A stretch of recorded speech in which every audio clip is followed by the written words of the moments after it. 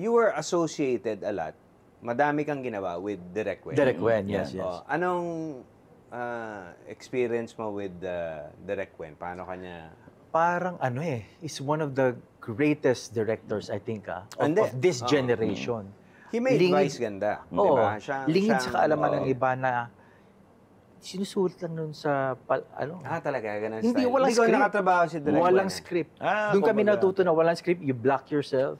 Ganun kami noon. Para mas natural, improv. Natuto talaga ako. And Ganun pala style. I guess, when he was really a big part in who I am today. Sabi ko nga sa kanya, I always said that I always been grateful to Direk Wen as who I am now and ano mga narating ko sa buhay. Because he molded me as an actor.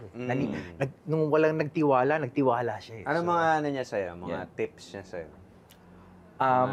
Wala, basic na makisama ka lang sa learn your script.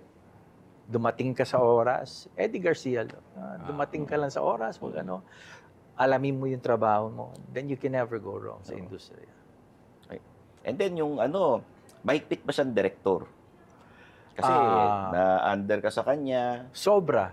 Kasi papagalitan ka pag di mo alam yung script mo May minura ba siyang artista dati?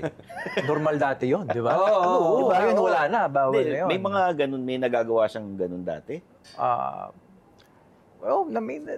Normal naman yun. Halos lahat naman ng direktor nakapagmura ng in one way, di ba? Kasi hindi matututo ang artista pag